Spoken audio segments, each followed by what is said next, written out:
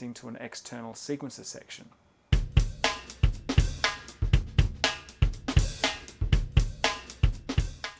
Whew, that was the hardest part of the tape to go through. I'm glad you're still with me. Now that we've got all that boring theory out of the way, we can concentrate on the fun stuff, things like our controller assignments. Now we have the ability to change our patches or performances in real time by using a number of controller assignments, things like our ribbon assign, our ribbon controller, our velocity assign, and our LFO2. Say for example, we could use velocity so that when we hit the keyboard harder, so the filter can open and close. We could say use the LFO2 to modulate the output of our amp to pan between the left and right speakers. And in fact, the ribbon assign, you can have that change the settings of a bunch of knobs and sliders. In fact, let's start off with a ribbon controller.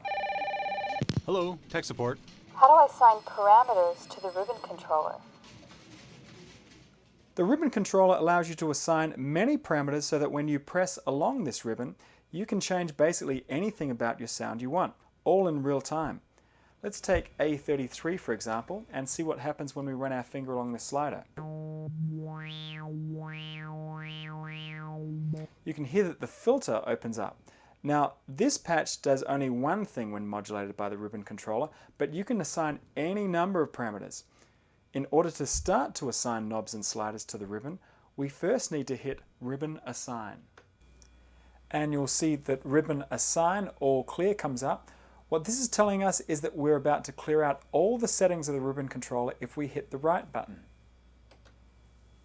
Now this ribbon has nothing assigned to it, and basically the front panel is live, so any knob or slider I now move will now be assigned to the ribbon controller. And what we want to do is move them the amount of travel that we want to modulate. So in other words, if I was to say grab the cutoff frequency here and grab it all the way from the bottom all the way up to the top, now the ribbon controller fully opens and closes my filter cutoff. If I hit right again, basically I'm back to square one, and I could do the opposite. So I took it from all the way from the top down to the bottom. Now the ribbon assigner will keep it from all the way open down to closed. And finally, if I hit all clear again, in fact, let me just grab the cutoff to about halfway here, and I'll hit clear and move this just a little fraction. That's all the change that will be made through the whole length of the ribbon. You can keep on adjusting knobs and sliders to your heart's content and audition the changes along the way. So let me grab the cross modulation depth here. Now, if you accidentally blow it and you want to adjust the last setting you made, just hit exit, then shift and 7, and depending on where you are, you may need to hit this a couple more times until we get to temporary scope. Now, you'll notice that when I hit ribbon assign, we can go between temporary scope and ribbon scope. If we select ribbon scope, we can then grab any knob or slider that we were working on and see the amount of travel assigned to the ribbon. From here you can use the down and up buttons to fine-tune your assignments. So to recap, in using the ribbon controller, first you hit the ribbon assign button and then you just start tweaking all the knobs. If you want to start from scratch, hit the right button. Now the second real-time controller we have here is velocity assign, and you guessed it, we start out by pressing its button. Same thing on this screen here, velocity assign, we can all clear by hitting the right button. We're back to square one and we can get to tweaking. Let's adjust the tuning of oscillator 2 here to the velocity. Now the harder I hit the keyboard, the higher the pitch of oscillator 2 gets.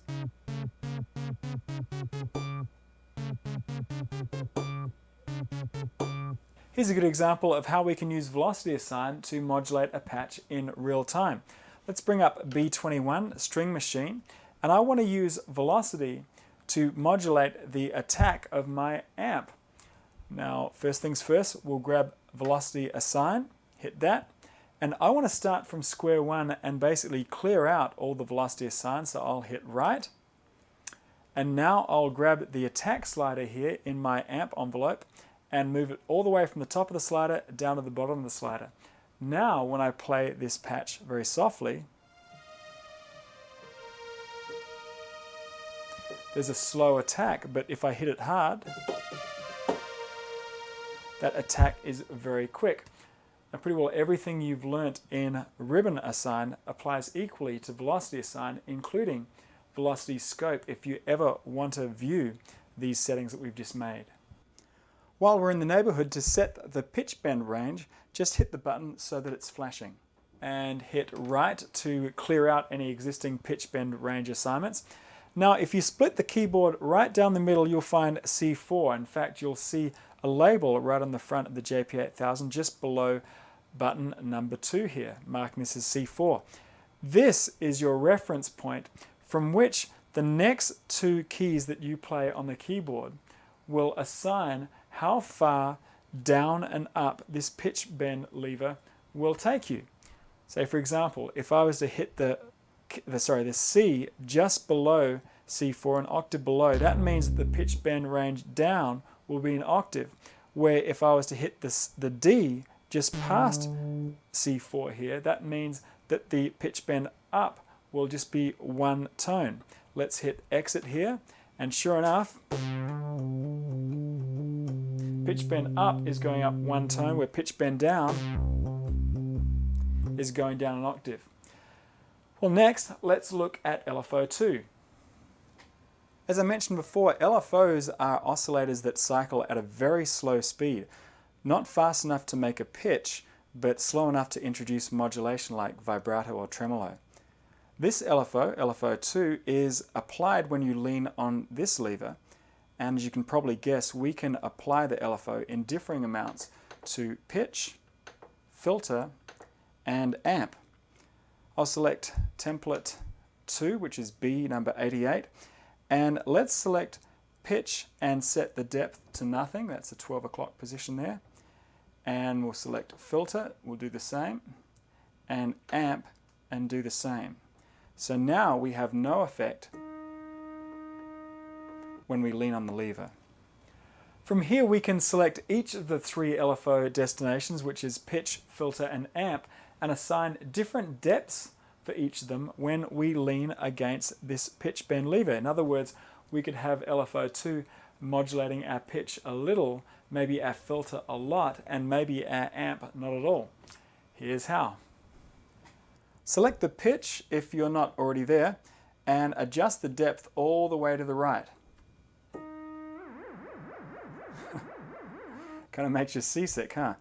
You can adjust the rate, of course, by using the rate knob.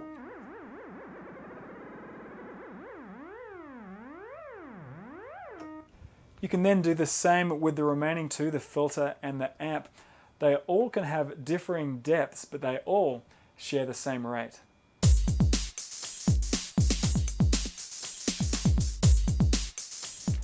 In a throwback to when most synths used to have arpeggiators, Roland has wisely placed an arpeggiator in the JP8000, but these are no wimpy arpeggiators, these are manly arpeggiators.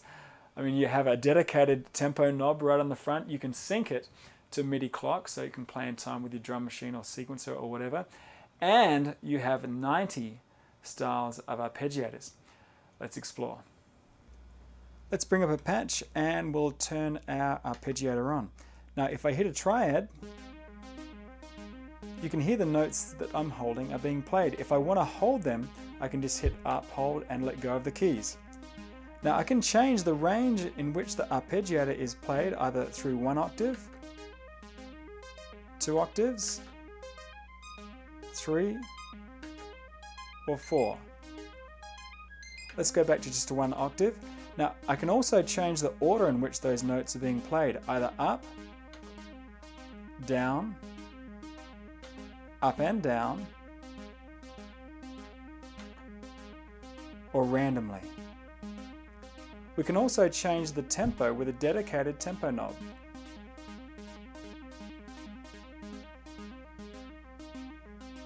That's pretty well it for setting up the arpeggiator. It's fairly easy to get around. Before we go any further, we should discuss what gets arpeggiated. If you're in single mode, obviously enough, the patch that you're working on will get arpeggiated. If you're in split mode, the lower part will be arpeggiated, and if you're in dual mode, then you can decide which of the parts gets arpeggiated.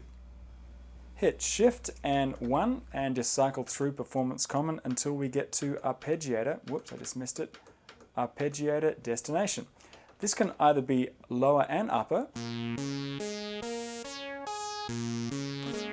just lower, or just upper. Actually, while we're here, hit Performance Common one more time and we'll reveal the 90 arpeggiator patterns that are available to you. The first is quarter notes. As you select smaller units, you can hear the notes become denser.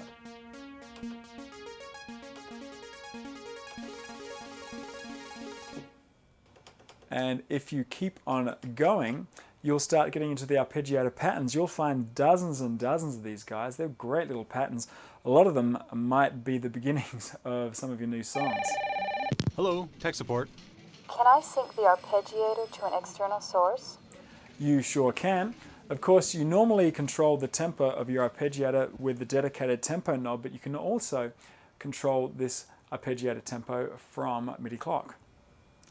Under Shift and 5 and MIDI switches, cycle through until we see MIDI sync. From here you can turn it on so that the arpeggiator will be run from an external MIDI clock.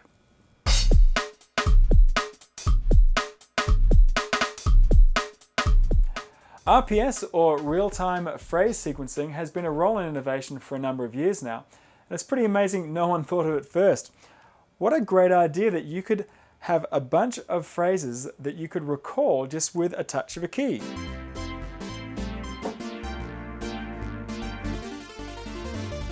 The JP8000 allows you to store up to 48 of these phrases, and you'll notice that on a standard 4-octave keyboard you have 49 keys. That gives 48 live keys to play back patterns, and the very lowest C here is a dedicated stop key that will stop any of these patterns from playing.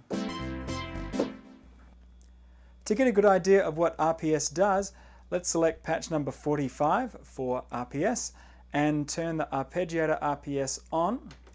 We'll hit the mode until all three are lit up. That shows from the front panel here we are selecting RPS. From here I can play any key that has a phrase assigned to it. So instead of this being A flat, this is a pattern. That will keep on playing until I hit another key, which will then take over that phrase. Now if I want to stop that, I just lift up my key, but if I'm using the hold button in the arpeggiator RPS section and I hit a key, that will keep on cycling that through. To stop that, as we said before, we just hit the bottom C. Of course, you can adjust the tempo of these phrases by using the tempo knob in the arpeggiator RPS section, or even sync it to an external MIDI clock. If you want to make sure that the timing of a new pattern is perfect, hit Shift and Set Up to get to Pattern Trigger Quantize. With this set to off, we can trigger the new pattern. Basically, the new pattern will start as soon as we hit that new key. If we set this to measure, then the new pattern will only start at the beginning of the new measure, even if we hit it now.